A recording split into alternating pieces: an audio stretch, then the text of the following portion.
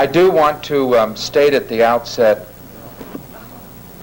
that you will notice in all of the lectures that I am not attacking the character or the motive or the personality of any of the Muslim leaders here in Toronto. I think it's important to realize that Christians and Muslims have disagreements. They've had disagreements before anyone in this room was ever born. And they're going to have disagreements after we're all gone and the worms have done their work and we are reduced to dust. There will still be disagreements.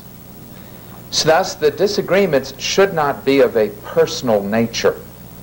I myself would not have a lecture in which I would choose to simply attack the character, and it's simply in what logic we call ad hominem arguments. When you cannot answer the man his arguments, you attack his character. It's a logical fallacy. Having taught the subject of logic, I'm well aware of the technique of argumentum ad hominem, which means to attack the man. And I do want to encourage you to be at the debate where we will be dealing not with personalities, but we will be dealing with issues that are very important. And tonight we want to deal with an issue that will be fascinating, I think, to many people, particularly those who have never studied the issue of the origin and the composition of the Quran, is to begin by understanding that many of the major religions that operate in the world today, as well as many of the minor religions, the cults, all of them have their own set of literature, a book or a series of books which they consider to be inspired. Now this can be something like the Book of Mormon with the Mormons, who also have Doctrines and Covenants and the Pearl of Great Price. And they would tell you that Joseph Smith is God's latter-day prophet, and the Book of Mormon, the Pearl of Great Price, and Doctrines and Covenants complete the Bible.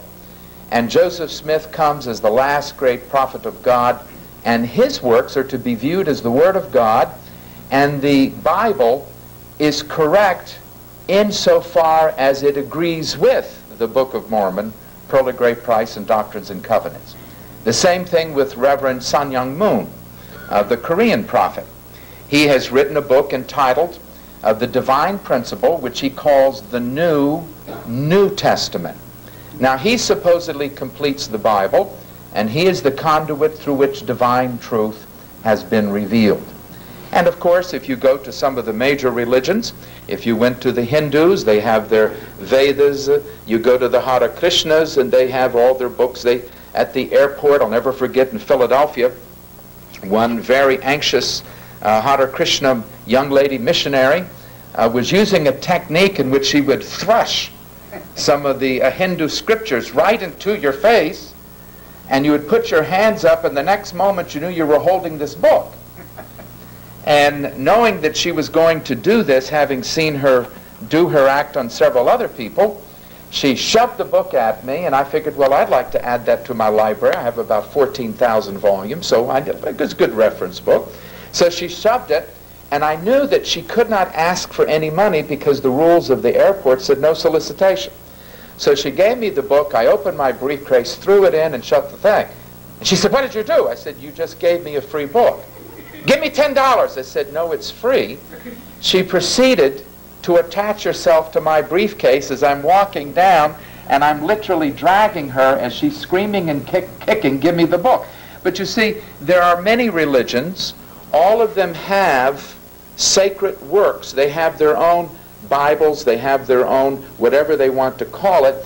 Now, while there is noted and great disagreement as to the question of inspiration, the one thing that is true is that we are dealing with the form of media called literature.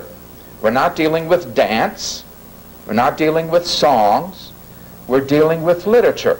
And that's why when you pick up the Bible, you find that it is an encyclopedia of 66 books written by over 40 authors over a period of 2,000 years.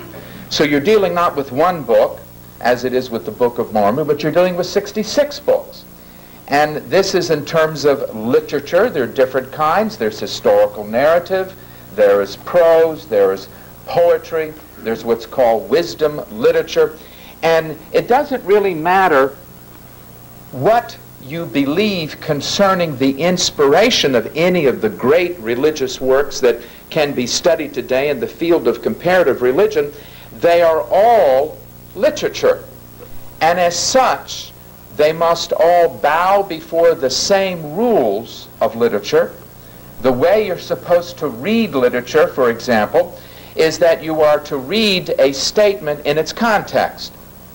This means you cannot take a Bible, close your eyes, and I call it Bible bingo, and put your finger down and think that that's the way to interpret the Bible. You could put your finger down and it said, well, here we go. Judas went and hung himself. Then you open the Bible, put your finger down, go ye and do likewise. You see, this method does not work if you're dealing with any piece of literature, be it a book. Here's one by Montgomery Watt, Muhammad's Mecca Study in the Quran from the University of Edinburgh. You just can't pick up a book and put your finger down. There are rules. There are rules having to do with grammar and syntax, having to do with context. And so regardless of what kind of book you're dealing with literature. Now, one of the simplest literary principles which applies then across the board to any piece of literature is simply this.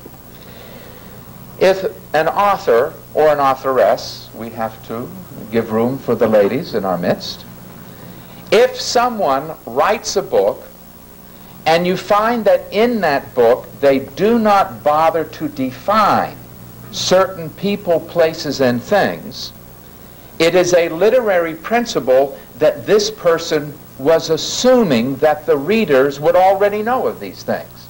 For example, if you go in and you pick up a book and it's a novel, and it says, and as Karen left New York City on her way to Toronto, and you see there's no footnote, and you look to see, now what is New York?